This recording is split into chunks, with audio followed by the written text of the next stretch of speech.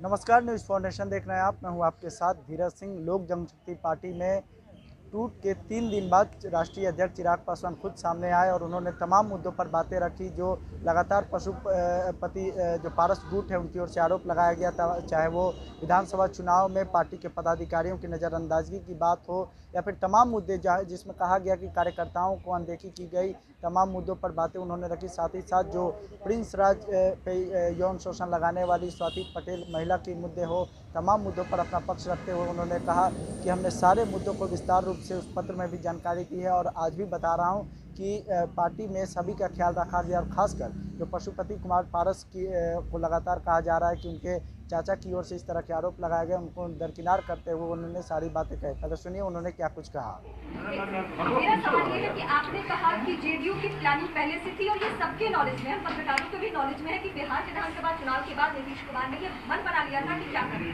आपके भी नॉलेज में था और पशुपति पारस ने जो स्टेप लिया वो बाकायदा आपने 4 पन्नों के लेटर में बता दिया है। आपको नहीं लगता है कि परिवार आगे आपको वक्त रहते एक्शन लेना चाहिए था पशुपति पारस पर? देखिए, अब आपके पार्टी के विरोध में आवाज उठा रहे हैं। देखिए, जैसा मैंने कहा, मेरे संस्कारों में नहीं है। पापा से मैंने इतना धैर्य और सबको साथ लेकर चलने की सोच मैंने उनसे सीखी है, तभी अंतिम तक मैंने प्रयास किया। उस दिन जब मैं उनके घर पे भी गया, उस दिन की अगर मैं बात बोलूँ, मैं ईमानदारी से, मैं शारीरिक तौर पर मेरी क्षमता उतनी नहीं थी कि मैं जाऊं और वहाँ पे वो कर सकूं, बट उसके बावजूद मैंने वो प्रयास किया। मैंने अपनी तरफ से मैंने आखिर तक मैंने कोशिश की। जो आप कदम उठाने की बात कर रही हैं, जैसा मैंने कहा कि चुनाव के दौरान से ही कहीं ना कहीं आभास था, तो पार्टी के इन सांसदों के ऊपर शायद सस्पेंशन की कार्रवाई बहुत पहले हम लोगों को कर देनी चाहिए थी, पर मैंने अपनी तरफ से मैंने पूरी कोशिश की। जब तक इन लोगों ने सामने से, मैं सही बोलूं, मैं एक व्यक्तिगत बात मैं ज़रूर बोलूँगा, मेरे पापा का निधन हो गया, पापा अब नहीं है। मेरे छोटे चाचा का भी निधन हो गया। पार्टी में सेकंड जनरेशन हम लोग हैं, पर पहली जनरेशन में अगर कोई है हम लोग के लिए, मैं मेरे अपने भाइयों की बात कर रहा हूँ, चाचा ही थे। पापा के बाद में उनमें पापा की छवि देखता था और मुझे विश्वास था कि शायद वो मार्गदर्शन करेंगे, जैसे पापा हम लोग को साथ लेकर चलें, वो भी लेकर चलेंगे। मैं अनाथ शायद उस दिन नहीं हुआ था जब पापा का निधन हुआ, शायद अब हुआ जब इन्होंने भी मेरा साथ छोड़ा। चिराग जी, क्या नीतीश कुमार को सीधे आप जिम्मेदार मानते हैं आपकी पार्टी में फूट के लिए? और दूसरा सवाल ये है कि बीजेपी के नेताओं को पूरी तरह से क्लीन चिट देते हैं जो आपकी पार्टी के अंदर हुआ, क्योंकि आप एक तरफ कह रहे हैं कि ये पार्टी का अंदरूनी मामला है, लेकिन दूसरी तरफ तो आप जेडीयू के नेताओं को जिम्मेदार ठहरा रहे। नीतीश कुमार को जिम्मेदार? मैं एक बात मैं स्पष्ट कर दूं, जब आप बोलते हैं नीतीश कुमार जी को आप सीधे जिम्मेदार, कहीं ना उसमें मेरे पक्ष को कमज़ोर आंका जाता है। मैंने चुनाव में भी इस बात को हमेशा कहा कि मेरा नीतीश कुमार जी से कोई व्यक्तिगत विरोध नहीं है। मैं उनके मुद्दों का विरोध करता हूं, मैं उनकी नीतियों का मैं विरोध करता हूं। आज भी मैं इस बात को मैं कैसे बोलूं कि उनकी सीधी भूमिका है, बट हाँ, जिन नेताओं की सीधी भूमिका है वो उन्हीं के पार्टी के लोग हैं, तो उसमें प्रत्यक्ष या अप्रत्यक्ष रूप से अगर आपकी भूमिका है तो कहीं ना कहीं जिम्मेदारी आपकी बनती है, और वो उस पार्टी के मुख्यमंत्री हैं। तो इसीलिए, और जहाँ तक रही बात किसी को क्लीन चिट देने की, मैंने कहा मैं तो फिलहाल अभी इंटरनली इन बातों को मैं सुलझा रहा हूँ। लोक जनशक्ति पार्टी का ये इंटरनल मैटर है, मैं इंटरनली इसको मैं सुलझा रहा हूँ। आने वाले समय में अगर किसी से बात करने की ज़रूरत पड़ेगी, किसी प्लेटफॉर्म पे इन बातों को डिस्कस करने की ज़रूरत पड़ेगी, तो उसको भी किया जाएगा।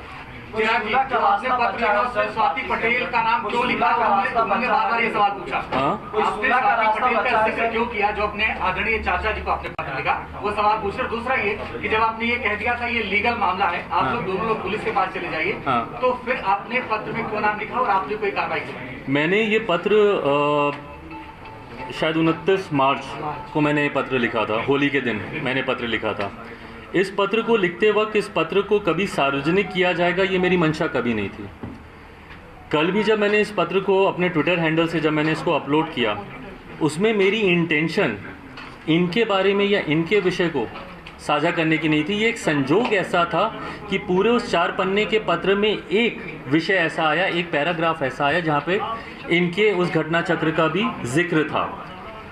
उसको अपलोड करने के बाद जैसे ही मुझे इस बात की जानकारी मिली कि संभवतः उनका नाम गया है इसमें, अपनी नैतिक जिम्मेदारी को खुद समझते हुए तुरंत मैंने वहाँ से उसको विड्रॉ किया, उनके नाम को मैंने अनमार्क किया। बहरहाल जैसा मैंने कहा कि इससे पहले वो खुद ही सोशल मीडिया के माध्यम से मुझे इस बात के लिए प्रवोक करने का उन्होंने प्रयास किया कि आप उस पत्र को आप साझा करें, पर मुझे जब अपनी जिम्मेदारी का एहसास हुआ तो मैंने उसमें से उनका नाम को मैंने हटाया। मेरी इंटेंशन उनके वाक्य के बारे में चर्चा करने की नहीं थी।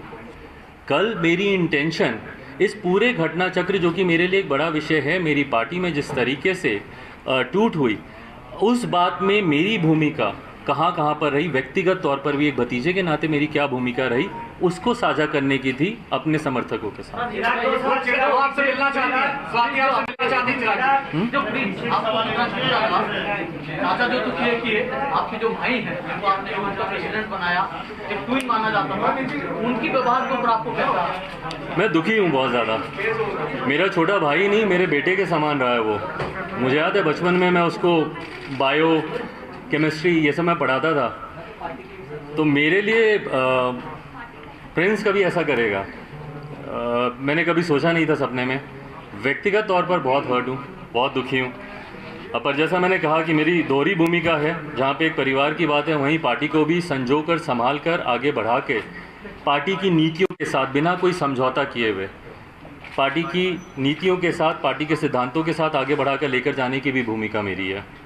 मैं आप लोगों से इजाज़त चाहूँगा, इससे ज़्यादा शायद संभव नहीं। सुना आपने किस तरीके से चिराग पासवान की ओर से उन तमाम मुद्दों पर बातें रखी गई। उनकी ओर से साफ कहा गया कि पारस गुट की ओर से जितने भी आरोप है वो सभी बेबुनियाद है। उनकी ओर से तमाम कोशिशें की गई कि पार्टी और परिवार को बचाया जा सके।